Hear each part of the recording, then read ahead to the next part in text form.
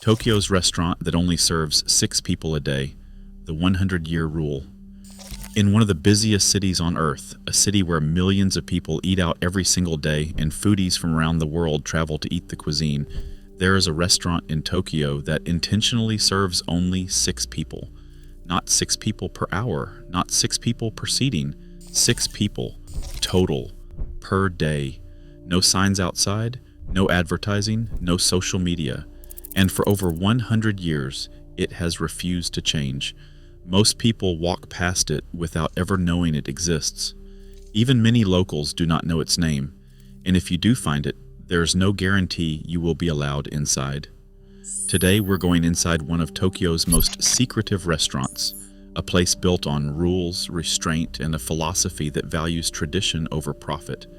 This is Yura, Japan, the hidden side of Japan, and this is the story of a restaurant that survived a century by staying small.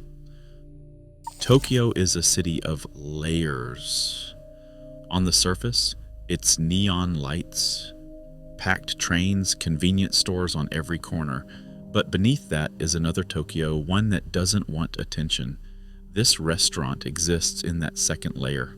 There is no sign in English, no website you can easily find, no Google Maps pin that makes it obvious. In fact, if you type the name into your phone, you might not get anything useful at all. That's not an accident. The owners believe that people who truly belong here will find it naturally through word of mouth, introductions, or long-standing relationships.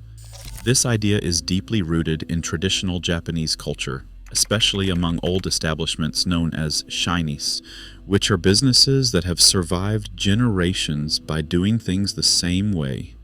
Tourists don't stumble in by chance. Influencers aren't welcomed with cameras. First-time visitors rarely come alone.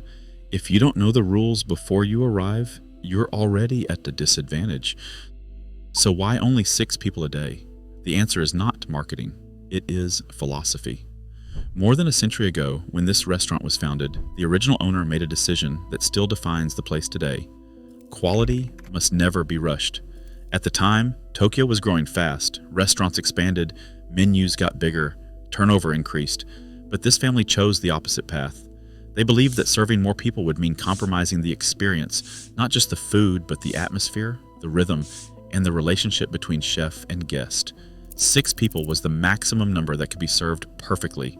No shortcuts, no pre-prep beyond what is absolutely necessary, no rushing a dish because another table is waiting.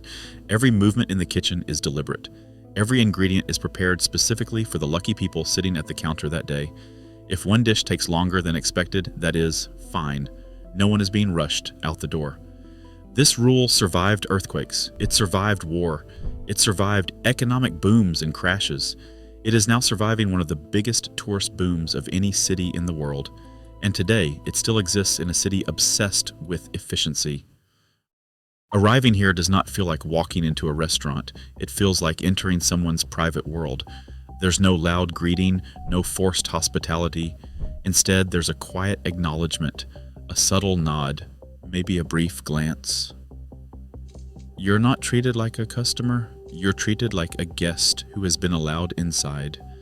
The seating is minimal, a small counter, carefully spaced. Everyone faces the chef. There is no menu handed to you.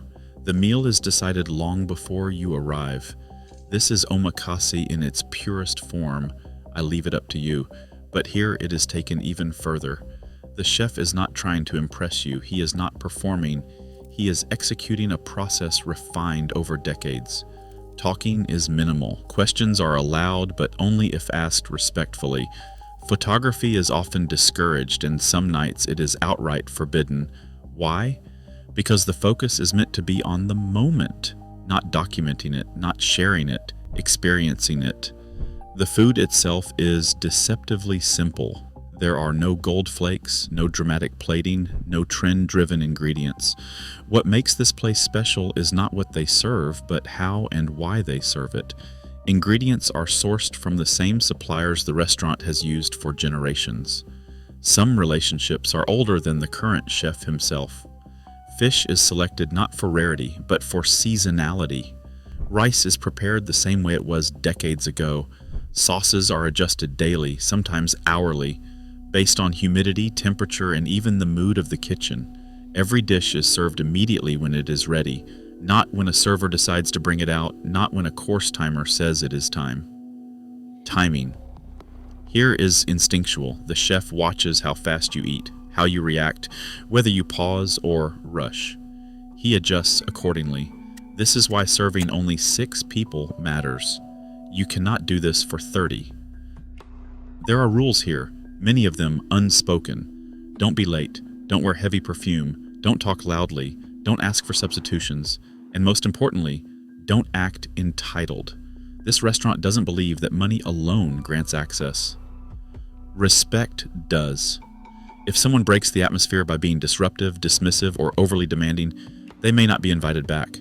There are stories of people being quietly told, "This place may not be for you." No arguments, no drama, just a boundary. In Japan, especially in traditional spaces like this, harmony matters more than customer satisfaction. In a world where restaurants franchise, expand, and chase awards, this place refuses to grow. Why? Because scaling would destroy the very thing that keeps it alive. Hiring more chefs would dilute the technique. Adding more seats would change the dynamic. Opening another location would break the lineage. This restaurant isn't a brand, it's a living tradition. The current owner knows something many modern businesses forget. Longevity is more impressive than popularity. They don't want lines, they don't want hype, they want continuity. Even if you're willing to pay, even if you know where it is, even if we told you where it is, even if you're in Tokyo for months, you still might never eat here. Reservations often require an introduction, sometimes from a regular, sometimes from a trusted intermediary. And even then, availability is limited. 6 people a day. That's it. And the restaurant is perfectly fine with that, because for them, exclusivity isn't about status, it's about protection. Protecting the craft, protecting the space, protecting a way of doing things that doesn't exist anywhere else. This restaurant isn't special because it's expensive or rare. It's special because it represents a side of Japan that is disappearing, a side that values restraint over growth, depth over reach, meaning over metrics. And that's what Yura Japan is about. On this channel, we explore the hidden stories, the quiet traditions, and the places that exist outside of social media and algorithms. This is just the beginning. There are more restaurants like this, more experiences most people never see, more stories that deserve to be told slowly, thoughtfully, and with respect. If you enjoyed this story, subscribe to Yura Japan. More videos like this are coming about rare restaurants, hidden experiences, and the side of Japan most people never encounter.